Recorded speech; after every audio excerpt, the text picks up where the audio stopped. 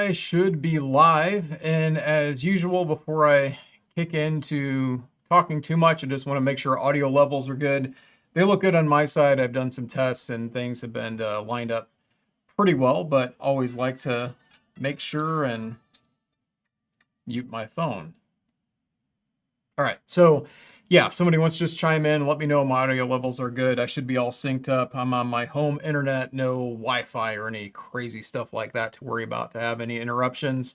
And we're gonna kick this thing off. I got 8:01, so I am on time. Now, I am signed into the chat. I'm signed into the chat on my phone and on my computer because for some reason it's got my real name on my computer and it's got my handle on my phone, which is whatever. I don't know. Something I'll have to check out next time for OBS Studio to see what I did wrong there, but whatever. Omero, hello again. Thank you so much for joining. I will give everybody just a minute or two to chime in here before we start talking about what the purpose of this live is today, but I know it's late for you, so I'm not going to keep you too long. I just appreciate you joining on.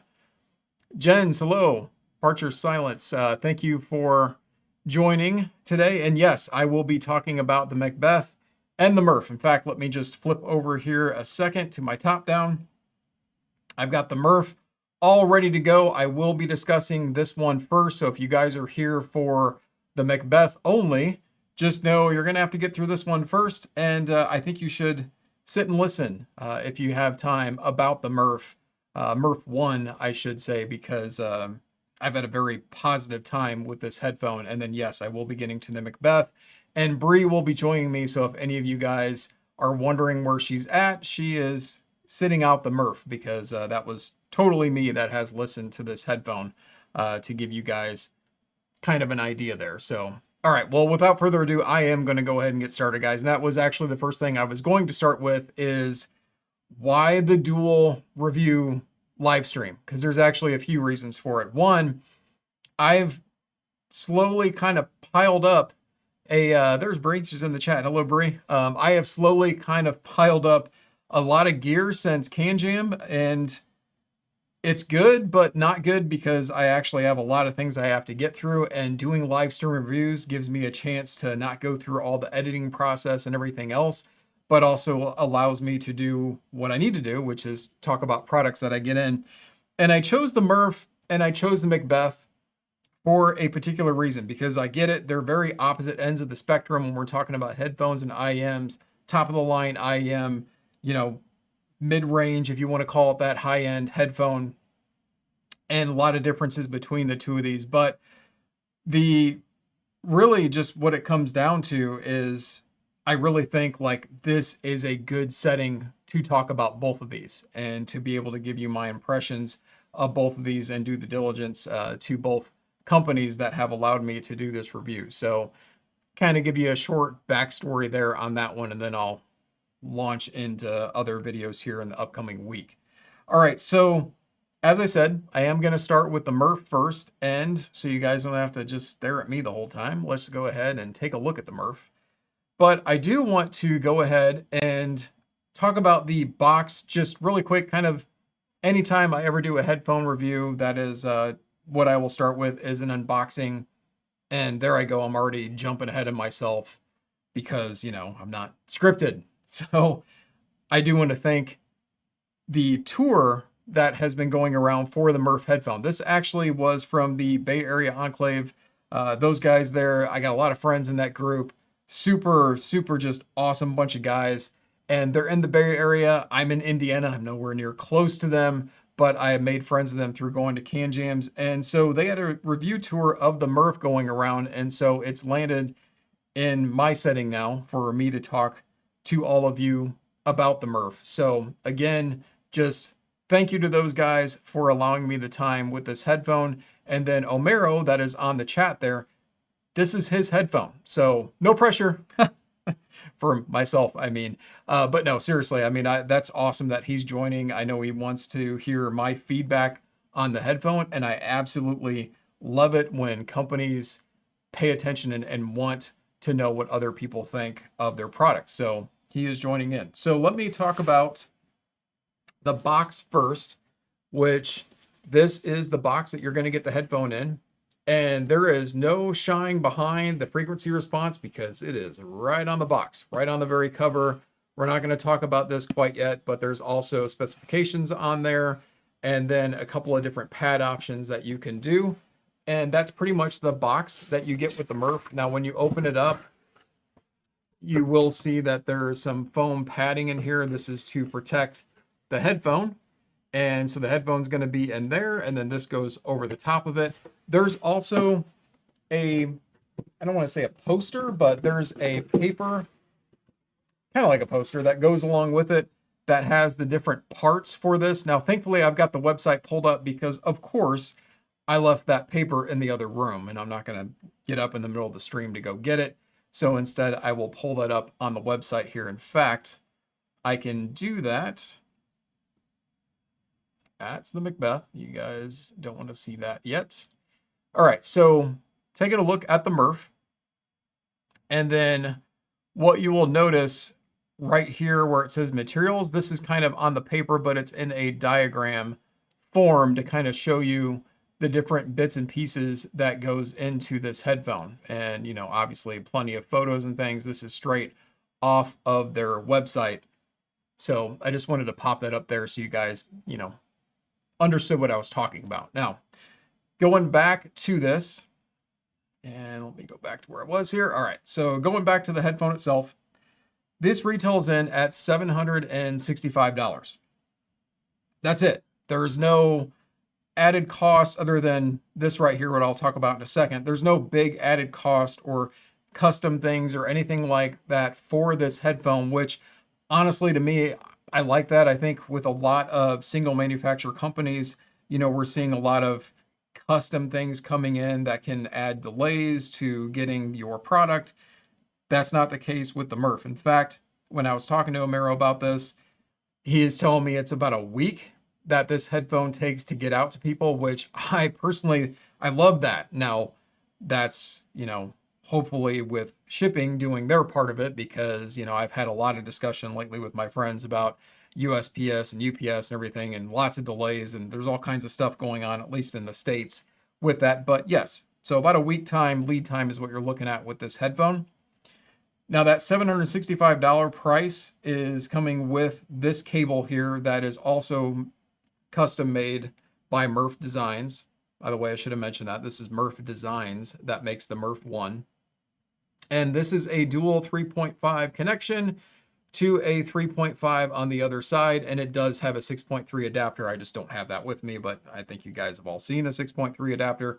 Single-ended cable. And what I really like about this cable is it's just really soft.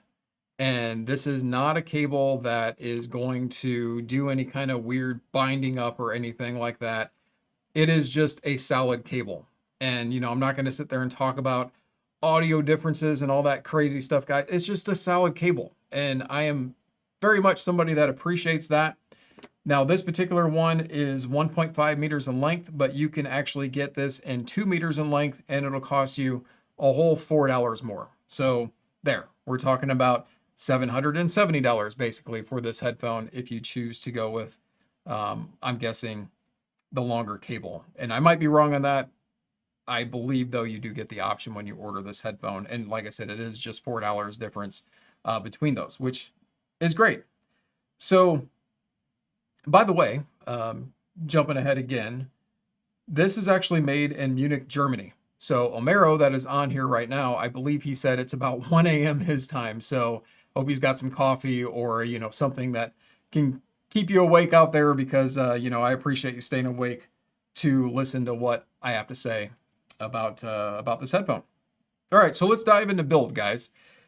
So this is 100% all replaceable parts. That is the first thing I want to mention about this headphone, because one thing that has kind of impressed me about this from the get-go was the fact that it is stated that way. This is a headphone that is meant to last you a lifetime, basically, because every single thing that we're seeing here, if anything ever happens over time, can be replaceable.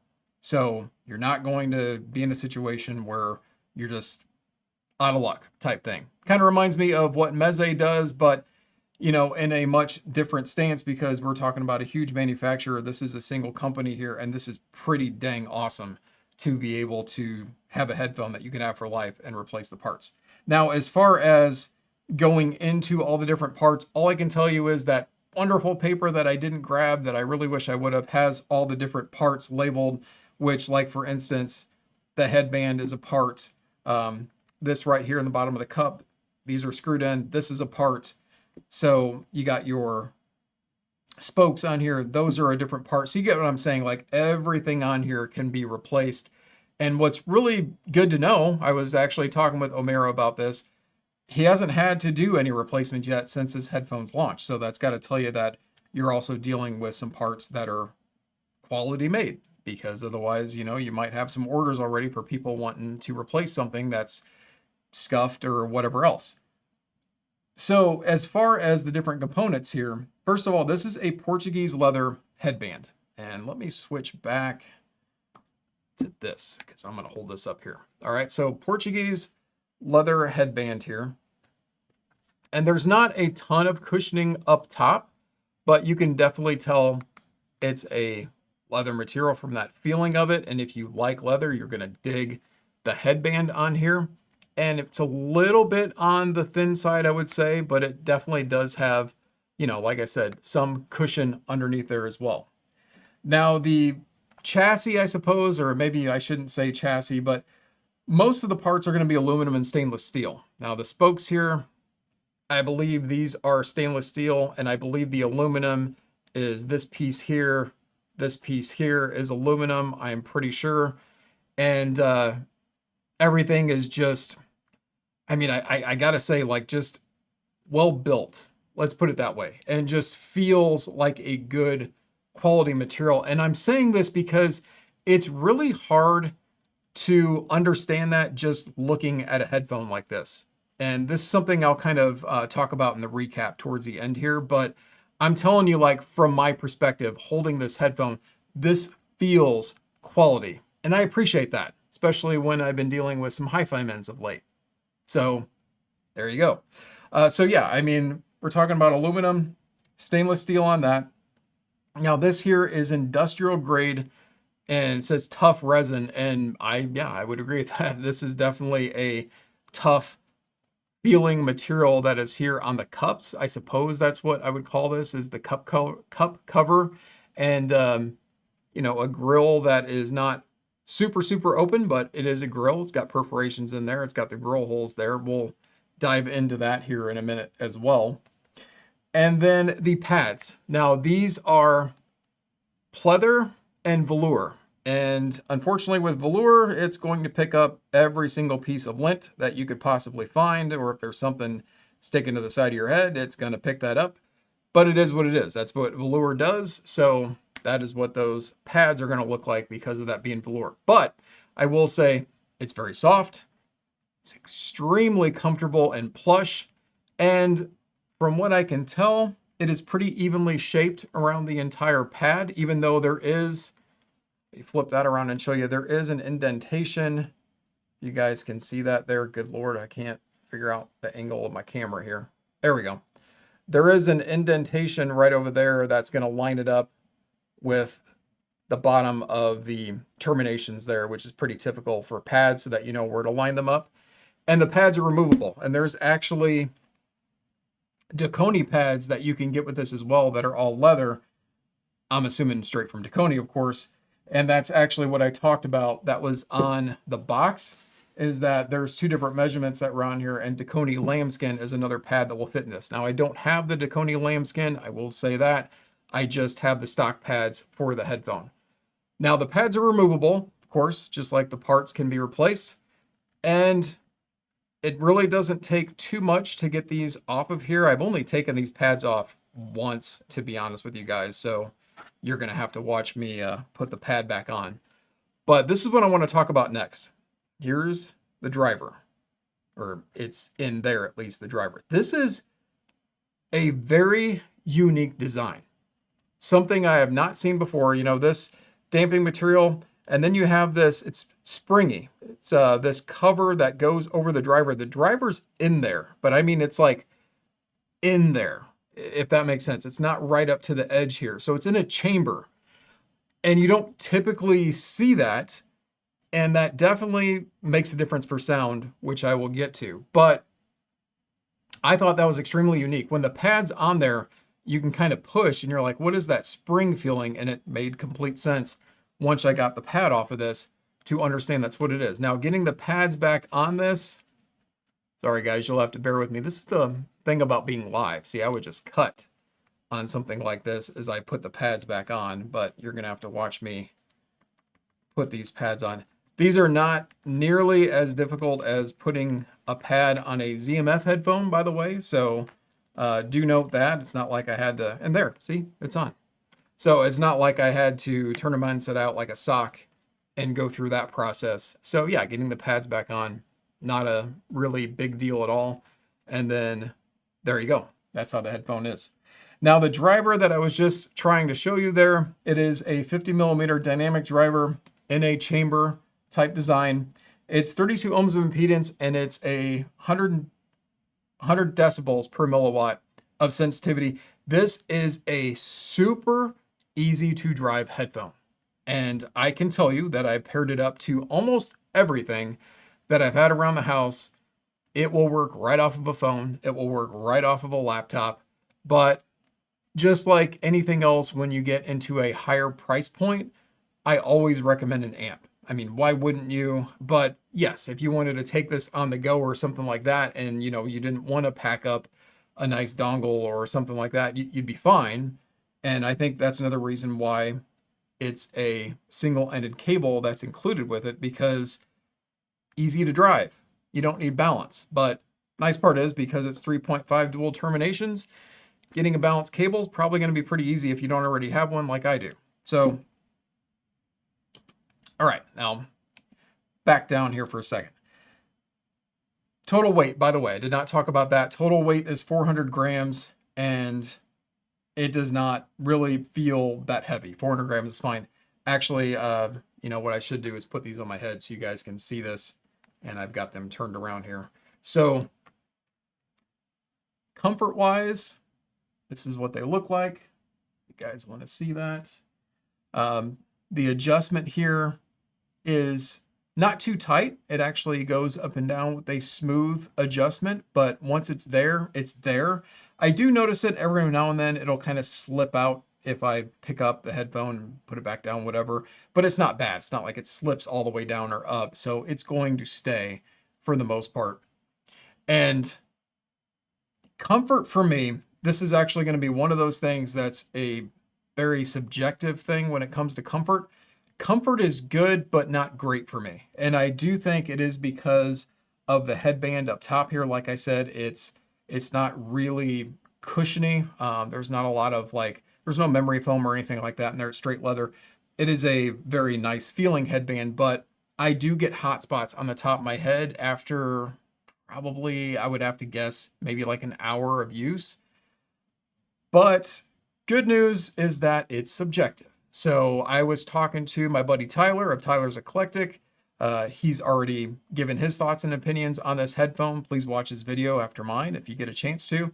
And he didn't have any problems with comfort, because I actually reached out to him and said, did you ever get hot spots? He said like maybe once, but never again.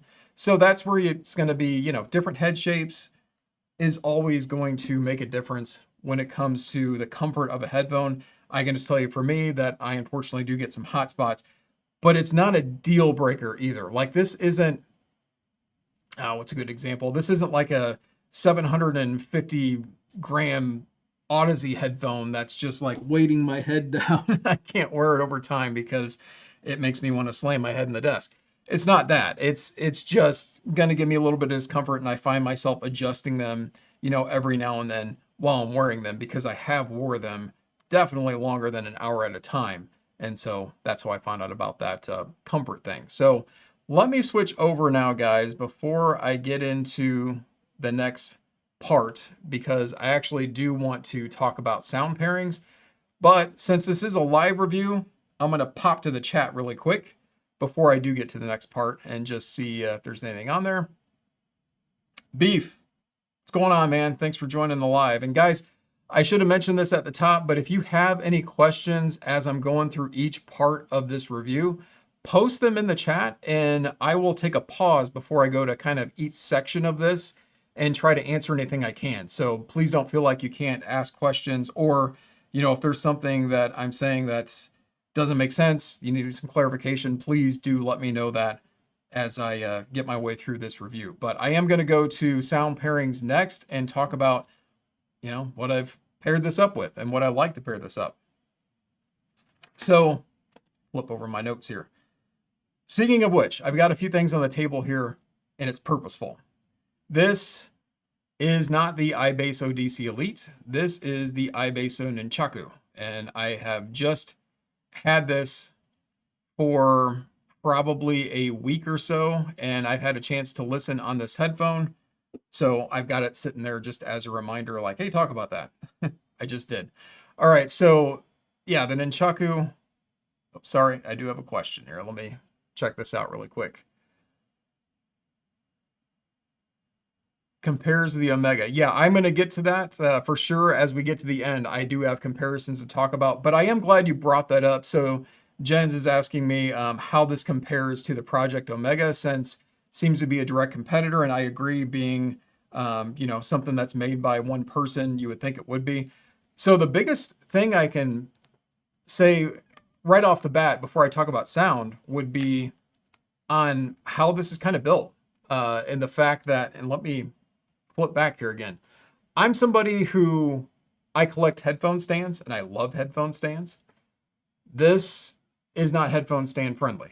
Okay, there you go. And that's what I'm talking about. And this was my main problem with the Omega, even though I liked how the Omega sounded from just an aesthetic and like just a pleasure standpoint, if we want to say it that way. Yeah, I kind of wish that his headphone, and I wish that this headphone as well, stayed and didn't do the flop around thing. Now I know there's probably ways to tighten and adjust, but you know, that's one thing I would say that reminds me a lot of Omega, since you brought that up. All right. The headband can be shaped better to figurehead, kind of like his EMF. Thank you for that, Omera. I have bent this a little bit because I kind of figured that, and I probably didn't give it enough bending only because it's not my own, to be perfectly honest. So that's, you know, is what it is there. But yeah, I'll definitely give that a try as well on the headband, because that is good to know. All right, guys. So going back to sound pairing. So like I said, I brought up the Nunchaku because I have listened with the Nunchaku. This is the Hi-Bi R4 Vengeance series of DAP that I have. And then not on the table here are some of the desktop amps that I've used. So I have used the Schiit Midgard and Modius with this headphone probably the most of anything. And I'll get back to that in a second. But I've also listened to this on the Schiit Gunnr because gaming, cha-ching, yes. Talk about that here in a bit. But if that doesn't give you any kind of an insight to that. But yeah, I've used the Schiit Gunnr with this headphone. And then before I sold it, I used my Cayin HA-8 with my Holo Cyan 2 DAC. And then I also paired this up on my HA-3A transformer coupled tube amplifier with the Holo Cyan 2 as well. So I had quite a few different things that I listened to this headphone on. And the brother of this, the DC Elite. My favorite pairings with this headphone, definitely the Midgard and definitely the DC Elite. If I'm going portable, it's DC Elite all the time. If I'm on my desk, not on my desk, if I'm listening at my desk, I don't sit at my desk while I listen, then I use the Midgard. But I will say along with that, when I'm gaming, I use the Gunnr. So that's why I mentioned the Gunnr. And the Gunnr is pretty dang close to the Midgard because, you know, Schiit products, same type of DAC as far as that is involved. But I will say the Midgard with the halo topology does wonders for this headphone. And that's why I love it so much. And so does the DC Elite. In fact, I think there's a little bit of similarity there of what's going on that I'll talk about really quick. So with the DC Elite, it's a current driven dongle DAC. What that basically means is it kind of takes the headphones, you know, power impedance and all that and factors it in to kind of give you a power rating. That's why the DC Elite doesn't have like a lower high gain on it. It's just kind of a power matching type thing. and it matches up beautifully with this headphone. The halo topology kind of does that in a way with the Midgard when you plug it into the XLR. So I have used this with a balanced XLR cable, of course, to use the Midgard. And it just gives me a really solid representation of what this headphone can do and what it sounds like. And so those are my two favorite pairings. What I don't like paired up with this is anything too warm. My Cayin 2 with the HA-3A was too warm for this combination. And that'll go into sound that I talk about here in a minute. And even with the IHA-8, wasn't as flattering of a listen as the Midgard, even though the IHA-8 is definitely a step up in resolution and details and things like that. So, all right, so sound profile that I will tell you about this headphone is, and you know what? Let me do that while we look at the graph, because why not? If it's posted right on there, you guys should be able to see it. So sound profile is what you're looking at here, guys. I mean, it's got a nice extension of bass. It is not overly elevated, but it is linear. But I will say, like, this kind of makes it look like it's a little bit linear flat. I do get good body out of that bass response. And that's that dynamic driver bass that you get. That's what I like so much. And I do think that chamber, the driver chamber, I think that does something for it with the excursion as well, because when I pair this up with certain tracks that I'll talk about here in a minute, there's some really good bass that this thing can pull out.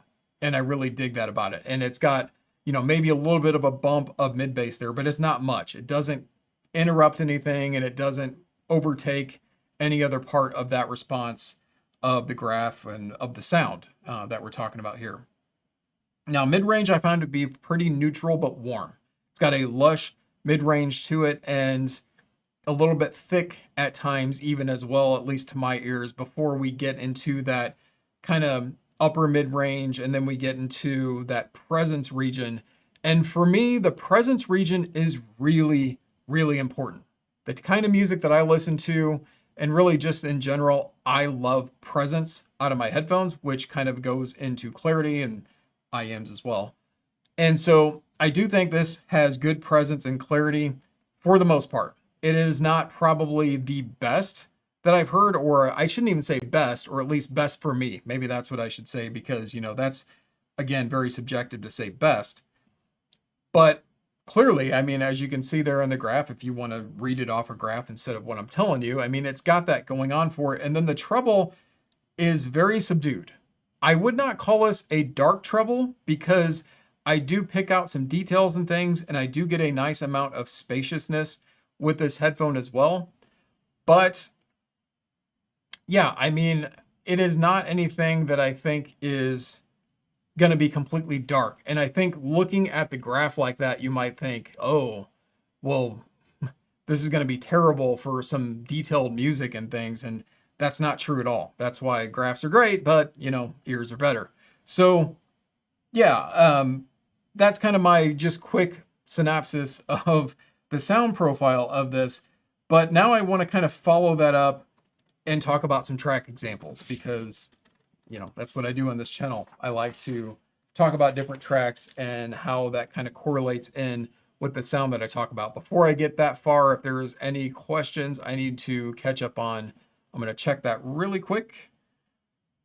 And it doesn't look like anything pertaining to sound so far, so that's great. So let me continue on with my track examples. First one I want to bring up, guys, this is in no particular order, by the way, is a track called Help Me Through the Day by Baba Blues. And if you've watched my channel, you would know that I probably am, every review that I do, I talk about some type of blues track. And Baba Blues, I like the music that Baba Blues has. And yeah, this track was a good one to listen to. It was a nice, smooth listen. Detailed strings, but not stabby. This didn't quite have the, I guess, finite, you know, sharp edges on strings, if that kind of makes sense, like plucks and things like that. It's kind of rounded a bit, is how I heard it to my ear. So, I mean, that shows some of that subdued treble. But what's good there as well is if you're treble sensitive, you're probably going to enjoy that, because it's not going to stab and pierce like some electric guitars can do if they get really up there. You know, I'm thinking of like doing the air guitar thing. So I like that nice smooth listen out of it. And you're going to hear me say smooth listen a lot during this, by the way, too. And then vocals are more in it as opposed to being pushed forward and at you. So I don't consider this a vocal forward presentation for both males and females. Now, some tracks can kind of have that naturally if it's mastered that way, but I feel like it's more in it. It's definitely not something that's pushed back though, which again, if it was pushed back, I probably would not enjoy this listen at all, to be honest. So it's a really just nice balanced listen with vocalists. All right, so next track I want to talk about, and funny enough, it's called Bass Test Song by Bass Test. So, I mean, literally, if you go on Tidal and type in what I just told you there, you'll find it. It is, just like it sounds, a bass test track. I like to use it just to see how much a headphone can stand the test of a true just sub-bass extension test, and that's what this does. And this thing had some rumble with it. And that's where I first noticed that I was like, okay, I know that line may show flat there, but don't let that fool you. There is some like serious excursion that can happen with this. Now, I'm not talking about like a harmonic dyne Zeos Eris type of rumble in the bass. It's not that. It's not like this whoop, really big hump in the bass response. But man, it is not going to disappoint you. At least didn't me, and I consider myself slightly more towards a bass head than not, if that helps. So that was really exciting to see. There was good amount of slam into that as well. So, you know, it's got some of that attack nature going into the bass as well. Next track I want to talk about is If Darkness Had a Sun by Metallica. Now, I'm bringing up this track because I do think that metal music for this one, for me, was more agreeable. Now, there's some metalheads out there that really want that energetic, just screaming in your ear, probably want some treble type things. I like some metal music and I like some hard rock music, but I don't want it to scream in my ear necessarily because that's when it becomes fatiguing for me. And that's kind of a good balance with this headphone. So with that particular song, the reason why I bring it up is it does have some pretty evident drums at the very start that are going to hit. Now, for me, the attack on the drums is not like a ZMF. For instance, you know, just an Atrium or something like that. It's not going to have that kind of punchiness to a headphone, but it's not a Dan Clark headphone either. Older Dan Clark, by the way. So they're kind of fixing that with some of the newer ones. So it's not limp. It's somewhere in between. You know, maybe I could say somewhere towards like a Meze headphone as far as the attack nature for, you know, the punchiness of this headphone. So I think it's acceptable for my preferences and what I like, because I do like to have attack to get me into my music. And that's what I got when I listened to that particular track. Now, again, going into the strings and things, when we're talking about electric guitar and all that kind of stuff, it's got some grip. It's just not a tight grip. And I think, again, that is some of that treble region that is subdued a little bit. It's just not going to have as much bite there as what you may or may not want, depending on, you know, what you're looking for. Two more tracks. One, first, A, B, whatever you want to call that. Dreams by Fleetwood Mac. Just spit it out. Dreams by Fleetwood Mac. Classic test track. I always will listen to it with any kind of headphone that I'm going to test or IEM that I'm going to test, and I don't always feel like mentioning it. But in this case, I definitely felt like mentioning it because it's something I think we can all relate to. Vocals, again, in the mix. Not pushed back, not up in our face, just pleasantly in the mix. And cymbals here, this is a track where you can really get some sizzle on cymbals if you have a little bit too much treble energy going, and there is none with the Mirph-1. At least for me, for my ears, it was a pleasing cymbal, I gotta say. You know, I didn't feel like it was too relaxed to where I don't hear them. I just, you know, think of the cymbals in this track especially. And, you know, the tap along of the drums and the pop of the drums, I felt like all of that was good. You know, I even got a little bit of resonance from that, reverberation, and then it was just a relaxing and spacious sound that I had listening to Dreams by Fleetwood Mac. The track I want to end this on, though, is the one that I had the most fun with, by far, with this headphone. It's called Queen Mary by Francine 13, and I have referenced this track before with other products that I've reviewed. This track is kind of kind of an electronic track, I suppose you can call it, like an EDM type thing. But it's got some really cool things going on. If you've listened to Chocolate Chip Trip, which I know a lot of people reference that by Tool, it's got some of that kind of thing going on with some painting little pops of sounds that will kind of go around you when that track starts. And then you'll get this boom of sub bass that comes through. And that comes through with authority with the Mirph-1 while all of those sounds are being panned around you. So this showcased some really good imaging with this headphone, being able to pinpoint where that was coming from. And it had this like reverberation, like Hall effect. In fact, that's what I wrote down, Hall effect with Mirph-1 on this song that I hadn't really remembered listening to before, to where I literally just played through the whole entire track and listened to it because it was so much fun, that it showcases that not only does this headphone have a subdued treble, but it's got good spaciousness to it as well. I don't think it's necessarily super, super wide, but what's unique about this is even though it's not super wide, it still has plenty of air to breathe. Like, I don't feel claustrophobic at all wearing this thing. I don't feel like an intimate presentation at all wearing this headphone. I feel space. And so as you can imagine, like I said at the beginning, I gamed with this headphone and it was a lot of fun for immersive gaming. Now, I don't know necessarily if I would consider this to be the best headphone for competitive gaming, because I feel like competitive gamers are going to want something that's just got that extra bit of treble to pinpoint footsteps and things like that. And, that's just me, my interpretation of what somebody competitively might look for. But man, immersiveness. So I played Kingdom Come Deliverance 2. That's the main single player game I've been playing. And I just, when you're kind of out and about in that game, you are basically just in a field. Like, I feel like you're in a field through the entire game, like a battlefield, and just, a big spacious area. And you just feel this space around you and all this spaciousness around you. Hear trees, bustling in the distance.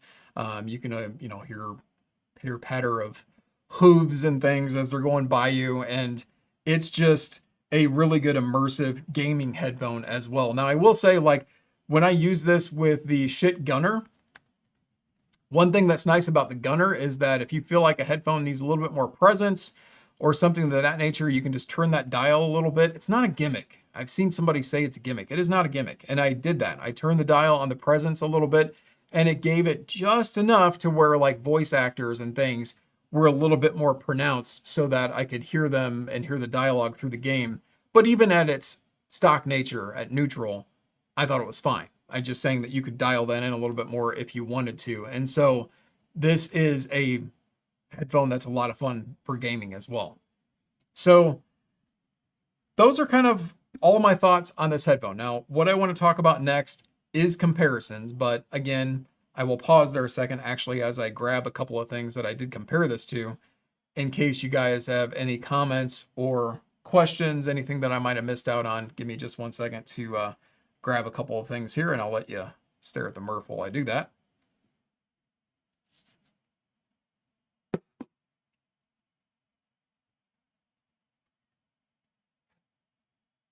All right. Dead silence and alive. That's always nice.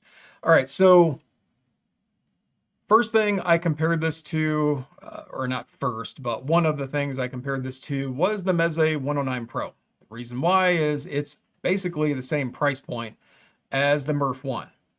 Now, I shouldn't say this because I feel like it's almost a bit unfair for a company like Meze, but obviously the build is going to be the first thing that you're going to notice between the two of these as far as just the aesthetic. Now, the actual like quality materials, again, I'm saying like this has really good quality materials, but Meze just goes like over the top with their aesthetic and their build and everything else. And, that's what the 109 Pro does. But what I will say compared to the Mirph sound-wise, the 109 Pro is spicier in the treble, doesn't have as much of that low end. I would say they're pretty equal in the punchiness and attack range department. Drivability, easier to drive with the Mirph. Not that the 109 Pro is not, it's just a tad easier on the Mirph.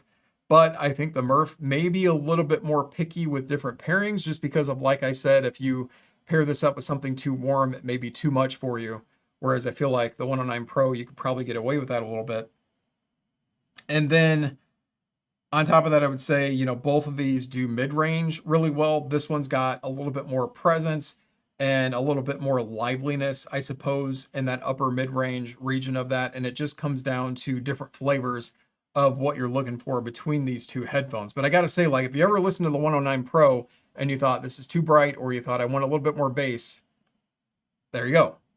Because that kind of contrasts to what the 109 Pro doesn't do. All right, so next thing I want to talk about is kind of the one that I should have brought up at the very beginning. And this has been referenced a lot compared to the Mirph. And this is the 6XX, but we can basically call it a 650 because that's what the 6XX is based off of. But the sound signature between the two of these is extremely similar as far as, you know, the overall tonality to it, the warmer nature to it, you know, that lush kind of mid-range presence that it has. But here's what I will say between these two. Yes, the 6XX can scale. If you know, plug it into a tube amp or something, you can have some fun with that you probably can't do as much with the Mirph because the higher impedance is going to bend, if you will, with some of the sound. But hands down, every day of the week, this sounds better. It just does. I mean, it's got nothing to do with price. It's got to do with just quality of sound. The bass is, man, I'm going to say it again. The bass is so good on this headphone. And even though the bass is better for a Sennheiser with the 6XX, it's just lacking compared to the Mirph. Now, this compared to some of the other Sennheisers, it's better when it comes to bass response.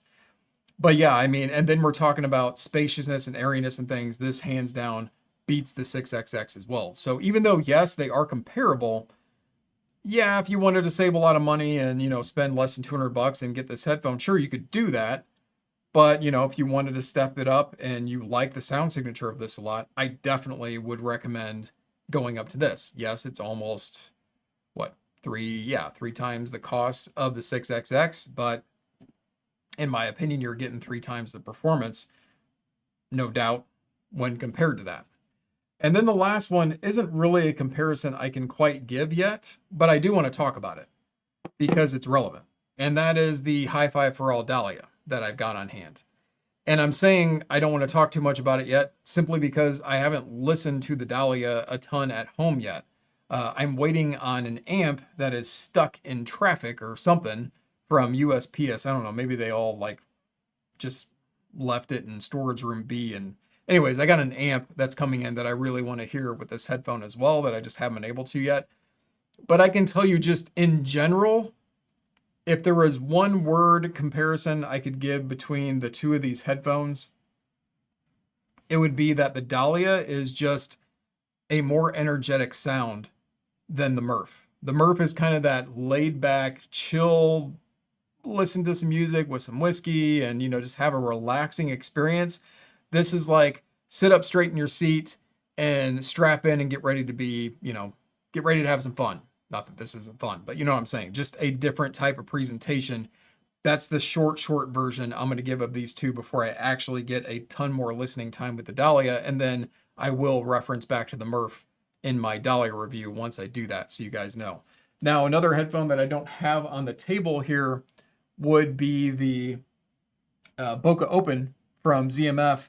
And that's kind of similar in the sense that I would say also energetic compared to smooth sound, because the Bokeh Open, I think, is one to consider if you're wanting to pay a couple $100 more, if you just want a little bit more energy out of your treble, but you don't want to go crazy. And if you want some different tuning options, because, you know, you can do tuning kit with the Bokeh Open, you can do pad swaps, things like that.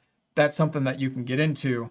And it's another fantastic headphone. It's probably my, you know, favorite headphone under $1,000. So maybe that's a little bit biased and unfair to say. And that's kind of another reason I don't have that sitting on this table. But there you go. That's kind of my quick comparisons between the Mirph and a few other options you guys could have. Now, if you wanted to ask me on a planar, something like maybe an Aria Organic, because I own that. I mean, it should be a given by now, but that's just going to be a lot more bright than this. It's going to be, yes, more energetic than this, has good low end to it, and so does this one, but we're talking planar and dynamic, and this is very, very dynamic. And I mean that in the most positive sense that I can say that, because if you're somebody that prefers dynamic, don't even think about the organic if you're going to compare it to something like this. But if you prefer planars heavily, then yeah, you may not like a sound signature like this one. And hopefully that kind of makes sense. All right, guys. So with that, Bree's going to be up here pretty soon so we can talk about the Macbeth. But before I do that, I want to talk about my own personal just things that I really like about this headphone, and then some things that, I'll say kind of on a, not a negative standpoint, but just, just positives and negatives. I'll call it like it is. Positive is definitely the sound. And I mean, that's the most important thing, is the sound. This headphone has a very strong sound signature to it that I think a lot of people will enjoy, especially if you're looking for a sound that is not going to, it's not going to be a headphone that you wake up in the morning and you stick it on your head because you want to wake up and have something scream at you. That's not what this headphone does. This is a chillax headphone, and I think that is so damn cool about this headphone, that it does that and has a just, tonality and everything else is very, very good with this headphone. So sound, hands down, is a positive for me, and probably the most important thing to talk about. Build quality of materials is also a positive. And I was back and forth on this one, and you'll know why here in a second. But I got to say, like, holding this in your hand, it just doesn't do it justice to just see it on a video like this. Now, maybe it does. I mean, looking at this up close, you can kind of see, some of the texture that's there on the cup itself. You can see the smooth finish on the materials that were used here. The headband is that nice smooth leather. So, I mean, I guess you can kind of see on video that it is a quality of materials that are used, and completely replaceable is a humongous plus to me as well. Now, if you are wanting to inquire about any replaceable parts, just contact Mirphdesigns Omero there. He's going to get back to you on that. But like I said, and like he told me, nobody has had to do anything like that so far with this headphone. So let me get back to my notes here. And the other thing is easy to pair up. Now, I know I said this will be a little bit amp picky, and that is true just because of the warm nature to it. That's what I mean by amp picky. It's not that it's going to be hard to drive, but I do like the fact that it is so easy to drive, and to just go ahead and include an unbalanced cable with it should go to tell you that right there. You don't need anything with crazy power to enjoy this headphone. I didn't mention earlier, I meant to tell you guys this. The HA-3A did not like it either. The tube sound with this just didn't work, and again, was just a little bit too warm. Now, maybe a hybrid tube amp could be something different, maybe with an ESS DAC in it, maybe something like the WA7 Fireflies from Woo. Yeah, that might be a fun thing to pair up with this headphone. But yeah, I mean, I gotta say, like, just pairing it up in general to get a good solid sound impression is a positive. Now, the things that I didn't care for, this. So I said it to DMS, I gotta say it to them too. I don't like this. I like to be able to put my headphones on a stand without having something like this happen. Mostly, I'll be honest, guys, when I've used this headphone or not used this headphone, I've had it just sitting flat on my desk, just like this here, because I don't want to sit it up on a stand and have that kind of flop around. Now, that doesn't mean it doesn't hold in place if you kind of place it that way, but that is the one thing that I don't really care for, and that's probably more of a me thing than others. I don't know, but that's one thing. And then the comfort, again, is a me thing. So, but it is a legit point to bring up because, there was the comfort thing. Now, I am going to take Omero's suggestion, and I am going to try to do some different shaping with this headband just to see if I get anything better. But I did honestly do a little bit of that with this headphone because I had a feeling that could help. And then the other thing I would say, and this is really, really, really tough for me to say, but I'm going to say it, is the price. And I'm only saying the price because it is in such tough competition here. We're talking about $150 more to get a Bokeh Open, to get a headphone from a company that, you guys know my love for ZMF and just what he does with his headphones. $150 more for this, or for the Boca Open compared to this. This puts it right in line with the 109 Pro, even though I did say I would take the sound signature of this over the 109 Pro, even though I own it. I actually think I'd take that over the 109 Pro, and that's only because I have the Boca Open. So take that for what it is. And then you got the Dahlia, which I haven't even got to the Dahlia yet to be able to tell you for sure one way or another, but I've been blown away by the Dahlia. I got to say that. So the price makes it in some really tough competition. I think if this would have came in at like maybe 600, 650, that could have been a really, really just slam dunk of a price. But don't get me wrong, I'm not saying that it's just way overpriced either. We're in the world of Hyphamins, guys, that I bash them a lot when it comes to this, and I own them. I own a Hyphamin, so you know I'm allowed to bash a little bit. But I just did the Aria Unveiled video for a $1,400 headphone that's got plastic on the cups. I mean, come on. So, you know, price is going to be very subjective, just like anything else is in this hobby. But I still got to bring that up as just a concern of mine, if anything else. But overall, you know, those are my impressions of the Mirph-1. I have been very just pleased with many, many things about this headphone. And I wish Omero and Mirphdesigns just the best of success with this, because I do think this is one hell of a good sounding headphone. On a very first headphone, it's already been a success in my book for that reason. So thank you so much, guys. And I'm not ending a video, I'm just moving on to the next thing here. But I will take a couple of minutes as Bree gets situated here to have a seat next to me to talk about the Macbeth. But I'm not moving on from the Mirph yet, in case there are any questions that you guys have. So while she comes on over and gets seated and I kind of scooch my way to the side here, let me check out the chat again. Crypto Color Lights, thanks for joining the chat, and what's up to you too? What's the best sounding ZMS for gaming? Oh, well, I mean, if you're asking me, and of course you're asking me, it's Boca Open. But if you're asking, say, Tyler, he would say Boca Closed. That's what's nice about ZMFs. Now, if you wanted to go really, really high end and go crazy, then I would say Caldera Closed. But I would say for an obtainable ZMF, it's the Boca Open for sure. Omero, yes, you're welcome on the feedback, and I really appreciate allowing time with this headphone, and I will get this thing going with the tour. But thanks for joining too. I know it's really late for you, and you know I highly appreciate you doing that and taking the feedback on your headphones. It shows a lot for you as a company, so much respect for that. And guys, if there's any other questions as Bree joins me in here, please feel free to ask them. Juanita, hello. Lucky to snag a pair while they were priced a bit lower. Price category is competitive. I absolutely love them. I use them more than my HT650. Oh yeah, I do not blame you for using them more than 650, because yeah, it definitely sounds better. That's cool. I am so glad to hear that you picked them up too. So the Caldera sounds better. Yeah, Caldera Closed. That's my favorite ZMF headphone, guys. Let me flip back to the Bree can say hello. Hey guys.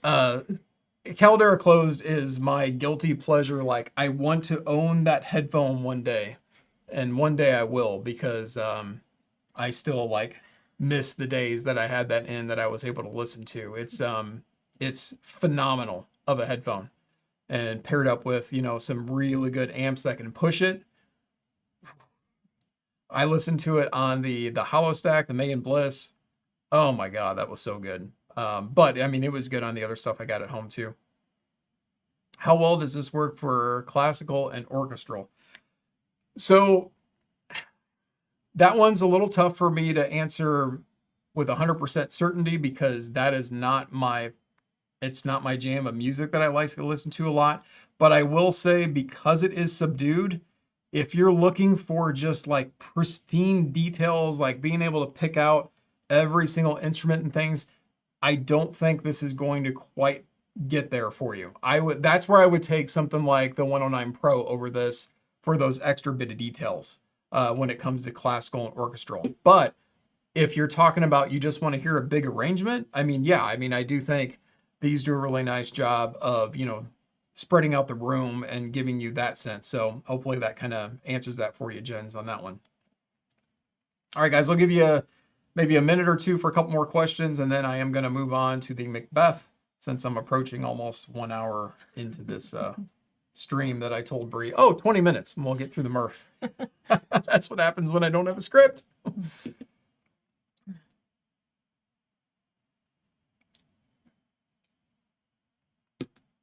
Awkward silence. Okay. I'm going to... You're welcome, Jens. Set this aside. Over here. All right, guys. Well, let me pull the Macbeth front and center here. Right, like you guys can see it. You're looking at us. But you'll see it soon. Yeah, let me flip this down. And should have zoomed in all of its glory here. But this is the Forte Ears Macbeth. And, you know, if this is going to give any kind of a preview, if you guys have watched my Can Jam video or our Can Jam video, you've heard me talk about this twice. Holy cow. This is an incredible, incredible IEM. And I don't have it hooked up to the cable right now simply because I wanted to be able to handle this without dangling up with a cable. But yeah, just an incredible IEM, and you're about to hear, you know, the actual review portion of this talking about why we both think this is so incredible. So yeah, let me flip to my notes here. And so here's how we're going to do this to kind of lay this out, guys. Let me flip back. So basically, Bree is going to talk about, you know, her sound impressions and everything of the Macbeth. I will take you through some of the build and technical things of it. We're both going to talk about build a little bit, but once we get to sound, then I'm really going to let Bree give her impressions a lot, because I know you guys are curious to hear what you have to say and give my voice a rest as we go through that. But maybe I can leave this up here for right now so we can kind of show off the Macbeth and that beautiful plating on there. Okay, so for starters, the Macbeth is a $4,000 flagship IEM from Forte Ears. It is basically their first IEM that they came out with. And like I said, flagship level. They're working on another IEM right now. Forte Ears kind of works with ELATEC quite a bit with cables. So if you're familiar with ELATEC, they make some really high-end cables and some really quality cables and put them in boxes like this that are just like pieces of art, which is really, really cool that ELATEC does. I mean, here's like a ELATEC cable pouch. I mean, it's no joke, guys, like some impressive stuff. But yeah, so the Macbeth is $4,000. It has 11 drivers. So as you can tell, it's a chunky boy. So you gotta be a little bit bigger if you're gonna put some drivers in there. It has the Forte Circulatory Relay, which is the FCR. It's basically a 5-way crossover for precise controls of your sound, which I will talk about that here in a minute. And I actually wrote down a quote from their website, which I'll stop talking for a second. Can you read that quote at the very top under the Macbeth? Wait, where? It's right there. The planar headphone, like performance? It's planar headphone like performance. Okay. I wrote that down because I think that summarizes the Macbeth up very, very well. And actually, we'll switch to a different view here for a second that you guys are not seeing. Let me go back. Sorry about that. Browser's not coming up for some reason. Okay, so the reason why I wrote down planar headphone-like performance is because that definitely talks about the sound performance of this IEM. So with the 11 drivers, it is 5 BA drivers, it is 2 bone conduction drivers, and it is 4 electrostatic drivers. And it's also got an acoustic resonance chamber, and all that's in here, in this chunky IEM. Yeah, it's crazy, but it's crazy good. And it all works together in just this harmonious way that is beautiful. So The driver itself, as far as just technical standpoint, guys, it's 7.3 ohms of impedance, has sensitivity of 104 dB, and that's at 1 kilohertz. This is not the most ultra sensitive of IEMs. I think that's also a good thing. I've been able to pair this up with quite a few different things and not have too much of an issue with any kind of noise or anything like that. And then the shell on this, it's a 3D printed resin shell, but it's a rhodium plated copper faceplate. And let me see how close I can get to this camera above me, if I can figure out my hand here. But focus. Yeah, maybe. So that's a rhodium plated copper faceplate, and it is a 2-pin connector on here as well. It's person to person, subjective, but it is pretty beautiful, I gotta say, on the faceplate. So, and you'll hear more about that in a second. In fact, I think that is a good time for me to stop talking for a second and let Bree chime in on what do you think of the build. We'll start with just the build of the Macbeth. So the build of it, I would say, is it's big for my ears. I mean, we talk about how small my ears are. So of course it's fairly big for my ears. I know fitting though, I use the small Baroque tips, and it fits very well. It seals very well. And I get a good listen for a while. I think depending on, you know, how long I have them in, and if the kids are bugging me and I'm pulling them in and out, eventually my ears do get sore. But in all honesty, it's hard to find IEMs that fit my ears and don't hurt me. So they're just small. So overall, yeah, the build of it, it's big, but it works. I actually enjoy them so much that I don't mind a little pain. And then what would you say about the design of these? Yeah, so this is where, okay, I'm a little torn because initially when I first saw the design, I wasn't a huge fan. I thought they were a little bit gaudy. They felt a little plasticky to me, but like you said, it's not a plastic. It's rhodium and everything. So, but seeing the professional photos of them, they actually look beautiful, and I can appreciate their uniqueness. I love that they're recognizable. If someone knows what a Macbeth looks like and sees them in your ear, they know it's a Macbeth. So I do appreciate that detail to them because I'm pretty picky and I don't really like IEMs that look boring. So I appreciate that they're detailed and everything. But initially I did think they were maybe just a little too gaudy. So I did not mention this part, which I should have, guys. This is the cable that you get with the Macbeth. It is a beautiful ELATEC cable. And I say that wholeheartedly. I do think this cable is beautiful. ELATEC I haven't seen anything that they've done that's not beautiful when it comes to the accessories. So I didn't mention the cable, and that's a miss on my part because I should have. Because the cable is actually, and let me switch back to here. That's not zoomed, but it is what it is. So this cable is custom made for the Macbeth. So I thought this was kind of like a Raphael cable, which is what I have, but it's not. It's a little bit darker, and it was custom made, as I said. It is a 26 gauge OCC copper. It's a Litz cable, 4-wire pure stranded design, and again, custom made for the Macbeth itself. And you know, the loops that goes into the Macbeth, they have kind of a clear texture on there for the loops that you're going to see here, the left and right. You'll see it's got the beautiful barrel design on here. Now there's no neck adjustment on this cable at all. That is what it is there. And then it does terminate to a balanced connection. So very dongle friendly, of course, when it comes to that standpoint. And the other thing I like about this cable, just like a lot of the ELATEC cables I've had, is, you know, it's something that you can kind of roll up and leave sit flat, and it just does it. It stays. So there's no issues with that from the cable standpoint. And it's a really good accessory. Now, the other reason I'm not doing my full-blown like review that I typically do for the Macbeth is because when I was at Can Jam, this is a demo unit. I don't know if you've seen that, as I've kind of shown some footage of this, but it even says demo unit on it.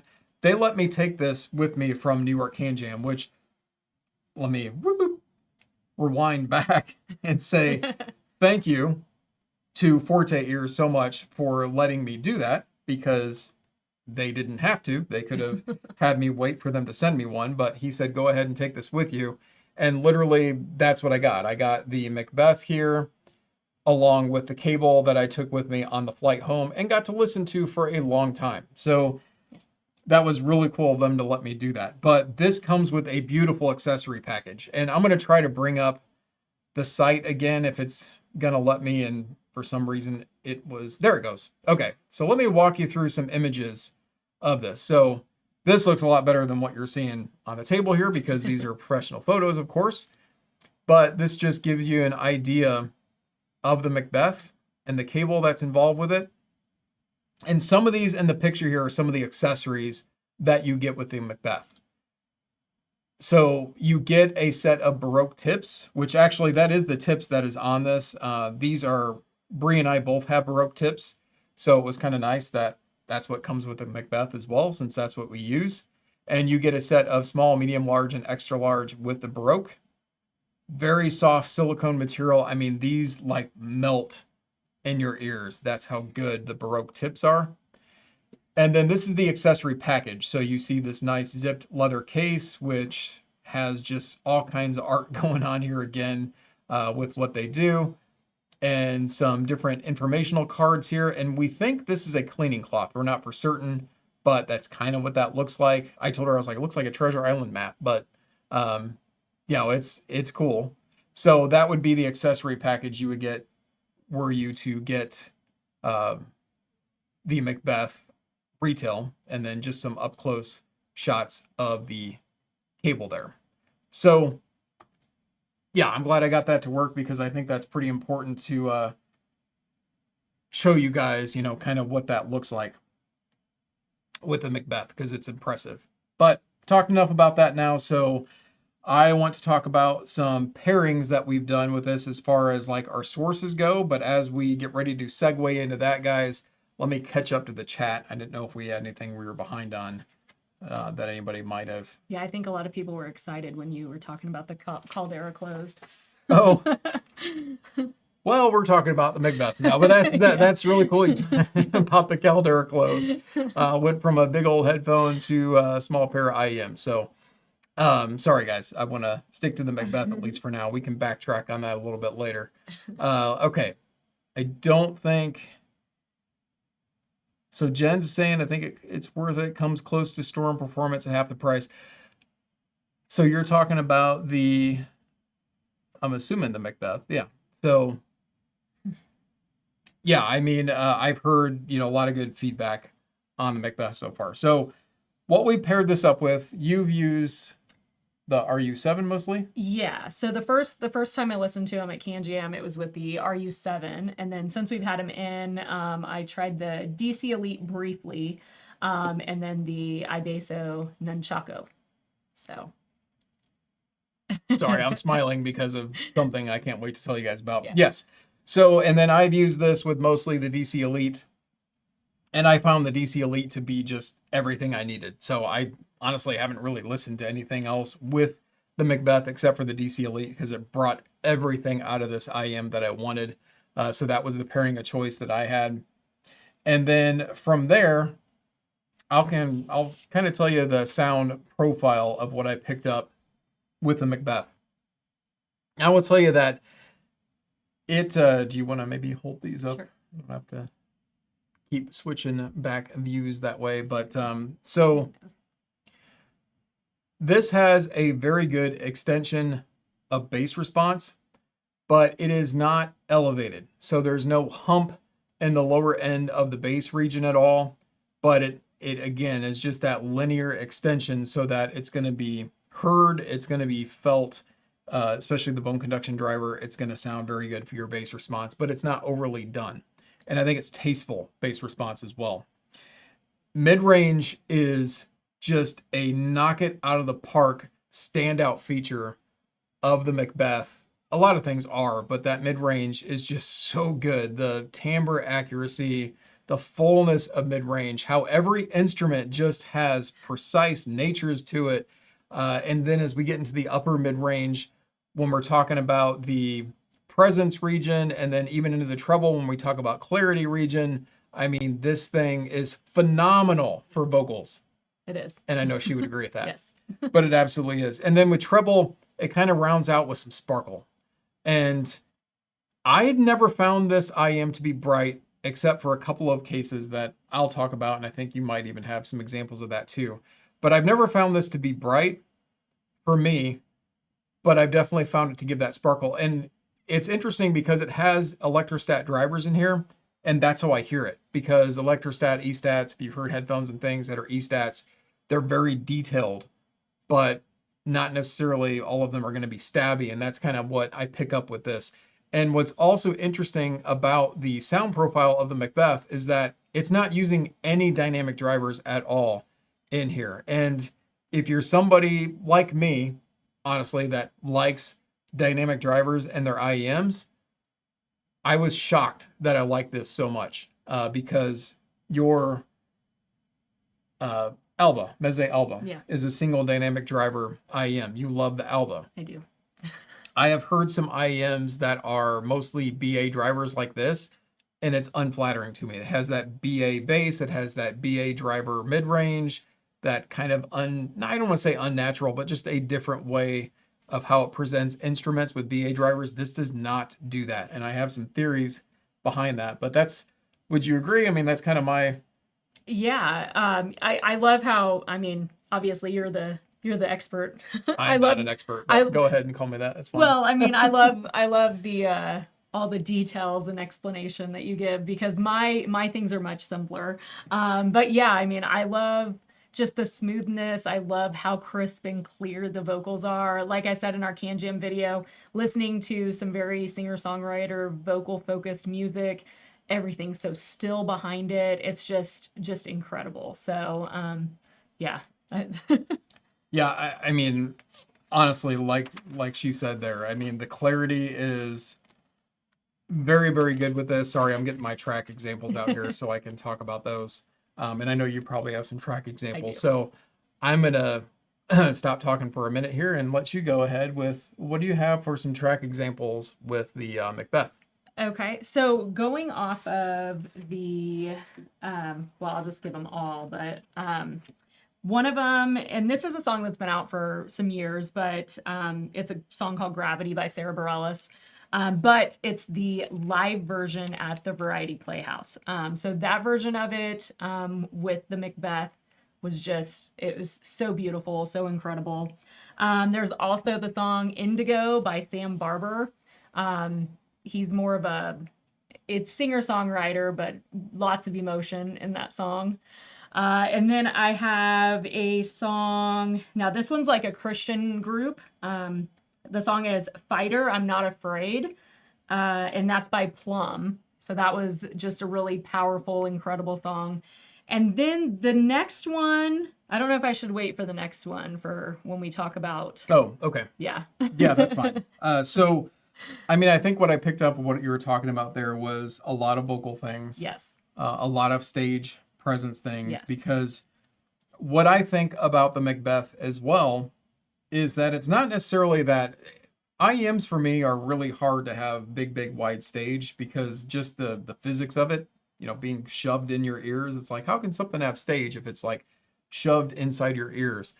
But it perceives space very well, and it perceives depth very well, and layering very well, and being able to hear things rows back, and being able to understand that I'm hearing a vocalist very front and present, but I'm hearing this arrangement around them that just sounds big, is impressive to do with an IEM, in my opinion. So, you know, to get back to my track impressions, my first one I wrote down was called Toccata by Marson. And I like talking about Marson. There's no vocals or anything with Marson's music. It is just a guitar, but a very just like beautiful guitar that he plays. And there's a lot of like the tapping on the guitar. I don't even know what the correct... Did you just call it tapping? I don't know, but I think you know what I mean when I'm saying, I know what like, you mean. tapping I don't on the know if guitar. there's a technical... Does a lot of that while he's playing. The reason why I brought that up was I feel the texture of the strings when he plays the instrument listening to the Macbeth. it has this incredible precise detail that is not unnatural, because sometimes with like planar magnetic headphones and things, it can sound so clean and detailed that it just sounds fake. And I don't feel like the Macbeth sounds fake. I just think it sounds surgical, and it just sounds like you're getting every ounce of, you know, audio fidelity that you possibly can out of it. And the reverberation around you. So when I was talking about the taps that he does on his guitar, it was like this tap, tap, tap, tap, but you hear it like kind of echoing around. I'm like, that's incredible to be able to actually hear that part of it as well, because I didn't pick that up in other music. And then another one I had was Dance for Me Wallace by Abel Korzeniowski. Now this one has a beautiful piano, and this one is one that I actually do like listening to for an orchestral type arrangement, because it mixes a piano with an orchestra. The piano is very like center stage in front, and you hear the keys and it's being played beautifully. And the orchestra comes in around it and just kind of engulfs the piano without swallowing it up, so you don't hear it at all. And you hear, there's one point where there's like a solo violin, there's another point where there's like a solo cello, and everything gets its time and gets its due, and nothing seems like it overtakes the other. So instrument separation, detailing, along with just having that spaciousness, and again, just depth of field was also another thing I wrote down. The Macbeth showcases that so extremely very well. So those are my 2 track examples. I knew you had some. I didn't want to write down a whole ton. But her and I both had a lot of fun. Actually, you know what? Before I get to that, let me check the chat, see if we've missed anything about sound so far. Okay, we're talking about Odyssey for a second there. Caldera closed. And okay, all right, we'll get back to that in a second, guys. I want to focus on the Macbeth, but I'm not ignoring chat, I promise. We'll get back to some of the conversation around that. But the one thing that we both did that I was like, I told Bree right away, you got to check this out. This here is the Nunchaku, and I will be doing a review of this very soon because I've had it in for about a week. But one of the first things I did with this, because this is a tube dongle, it's got an R2R DAC and tubes. And it shouldn't work, but it does, because warmth and warmth. But her and I both listened to this. Let me pop back down. And I listened to a bass test track with the Macbeth with an Nunchaku. And then I went to Bree and I was like, you got to check this out and try this with the Macbeth. And why don't you tell everybody, you know, what you thought of that? Yeah, no, it was incredible, because the one thing when I tried it at Can Jam, I knew that it maybe wasn't quite bassy. I don't know how to just. So I'm sorry, I'm not to interrupt you, but one thing I want to say to kind of give some context to that. So you and I both listened to the Moses, the Hercules Audio Moses, right before the Macbeth. Yeah. And the Moses has a very just big bass response, not like a bass cannon, but it's got a big bass response. Yeah. And then when you go to the Macbeth, that's that comparison that you're probably right. It was just having that initial like go from one right to the other, and so it felt like it was a little lighter, but like not anything that I would knock it for. It still had great bass to it. It's just that was noticeable going from one to the next. So with the Nunchaku, I know it's gonna mess that. Nunchaku. Okay. I'm probably saying it wrong too. It right. Oh my gosh, it was so incredible. Like and I'm just going to throw out my song recommendation for it, because I listened to the song, and I don't know how popular this artist is, but his name is Shea Zamora, and it was the song Pretty Little Devil. And it's just a powerful song about a guy just saying this girl is so deceitful and she's a liar and she's this and that. And it's got so much bass and just some stuff in it. And on this, it was just exciting. It was punchy. It was like you're in the song, like you're angry at this girl too, and you're just feeling the music. So it was an incredible pairing. I think this is a good example of what bone conduction drivers can accomplish when paired up with the acoustic chamber. It was, I was like, where did this come from? I remember saying that. I was like, is this the same IEM? But yeah, I mean, seriously, guys, if you have a Macbeth, okay, if you paid $4,000 for the Macbeth, or if you paid $8,000 because you got the upgraded cable that they're sold out of, which I didn't even mention that because, yeah, I just didn't. But if you have this IEM that won't focus now, get this. I don't normally say that on this channel, and I say that, lightheartedly because I'm not telling you go buy this, but I'm saying seriously, try this pairing if you can. It's magical. It is. It is not going to give you like the highest amount of details. It's an R2R DAC with a tube, okay? And tubes and IEMs aren't something that's always paired up together, but it is such an incredible, just tube experience. Really, that's the best way I know to describe it, because like I said, the bass response that you get out of this is just not overwhelming. It's just huge. It reminds me of the Aris, to be honest, the Aris headphone. It rumbles in your ear because those bone conduction drivers are just like, they're like, what happened? But seriously, it just like rumbles in your ear. It's incredible with this thing. And even without the tube turned on this, because this has actually got a dual mode that you can turn the tubes off, I do think this naturally has good low end to it because it still did that to an extent. But yeah, I mean, the tubes really brought that out of it. But this is a super fun pairing.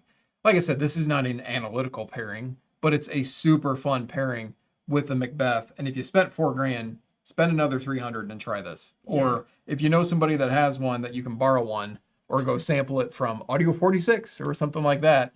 I mean, seriously, try it out. It's really, really cool. And yeah, thank you. It's got the,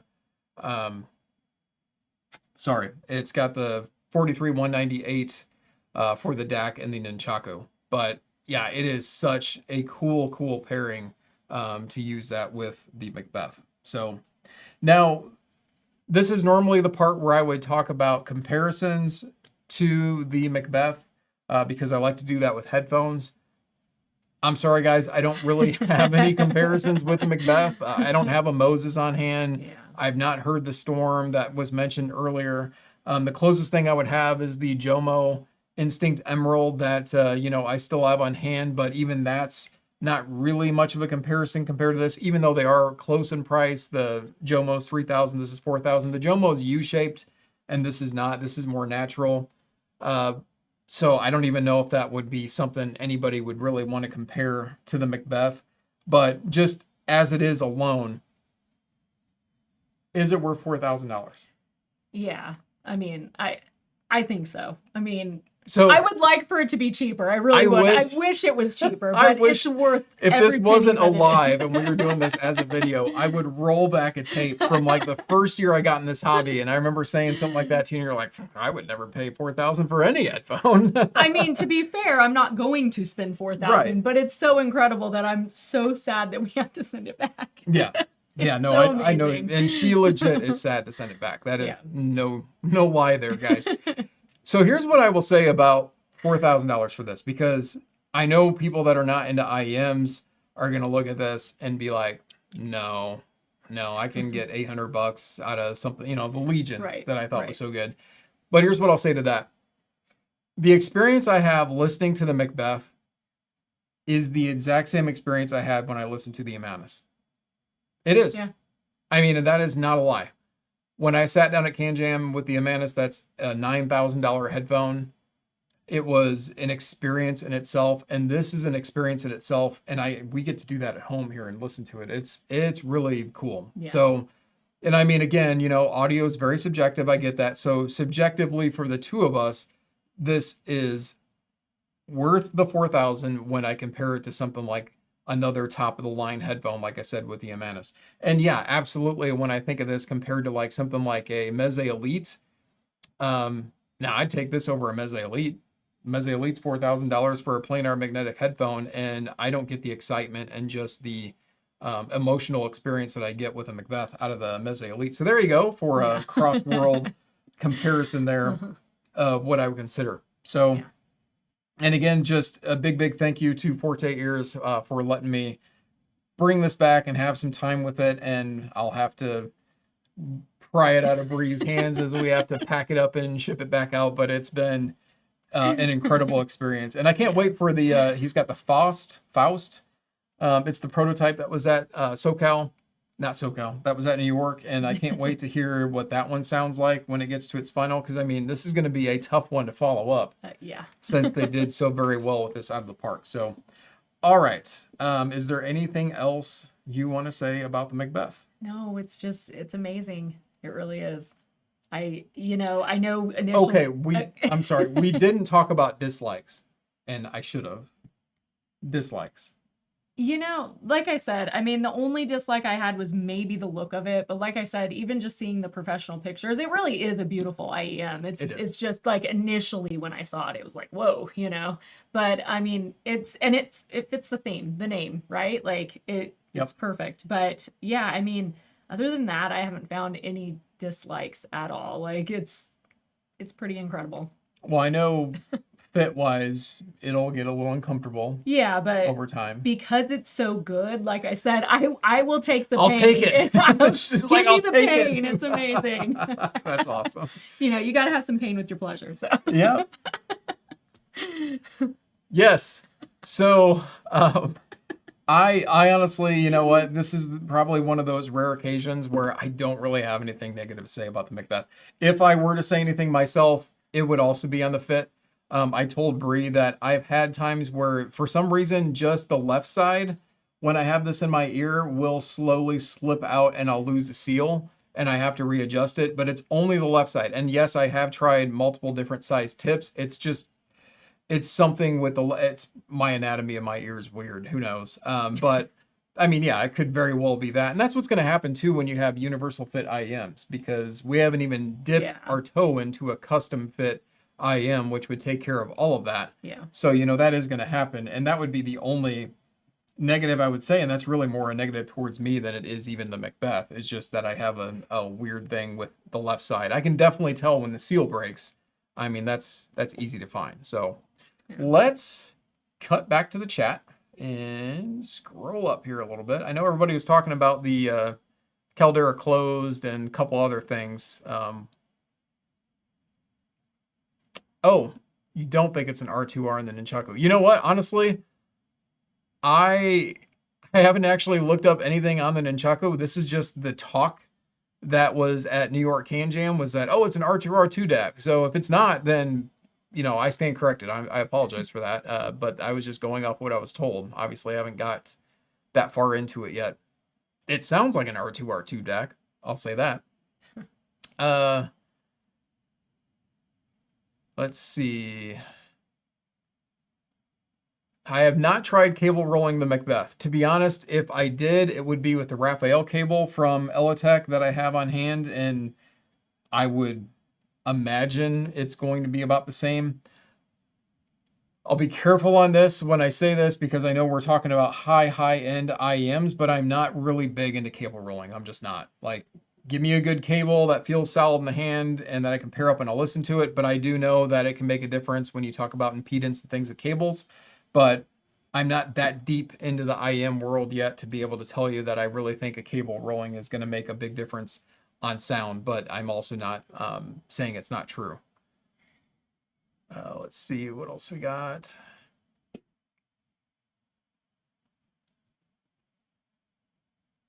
So finds the Macbeth super comfy. That's good. And yeah, Cirrus Logic in the Nunchaku is what that was being referred to. So there we go. Good to know. Yeah, I'll try the Raphael cable and see if I notice anything. I just don't know if I will, to be honest. But one thing I will say about cables that I was told a while back from somebody, and it is true, because I'm not saying I haven't heard a difference in cables. I have. But yeah, with cables, you got to really get used to a sound signature before you try a different one. It's not one of those things where you can just pop one cable in, then pop the other cable in. You need to get used to it first, because it's not going to be a stark difference. There's going to be little tiny nuances that you'll have here and there when it comes to cables. At least that's, kind of my opinion impression of it. All right. What headphones did you really like at Can Jam? I know you asked me, but what headphones did you really like at Can Jam? Well, on the video that we did, the Dahlia was one of my favorites. So I know you referenced the Dahlia. The Dahlia. You want me to grab it again? No, I mean, you can, yeah. but yeah, the Dahlia. Yeah. So specifically, I really loved the Dahlia on the PD amp. So that one was a fave of mine. Oh, that popped off. How do you get it back on? Oh, yeah, that's me taking pads off and not putting them back on, right? So, but yeah, there you go. Okay. Yeah, so you like the Dahlia. Yeah. You obviously like the Amanus a lot. Yeah. I mean, I feel like with the Amanus though, because of the price range, it's like it's an experience to try out, but it's like not something you're really gonna, unless you have the money to go in there and say, I'm gonna go buy this. But yeah, that's true. Yeah, I mean, for me, it was as far as headphones goes, I still say the Fosse Audio headphone, the planar that they had for $500. Not because it was like best in show or anything like that, but for $500, yeah. For $500, it was an impressive sound out of that headphone.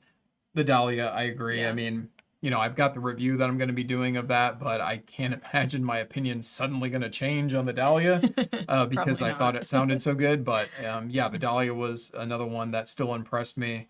And yeah, I don't really listen to, there was nothing new from ZMF for me to check out. You guys know my love for Caldera Close because we were talking about that one so much. That truly is like, I don't even talk about close, just headphone.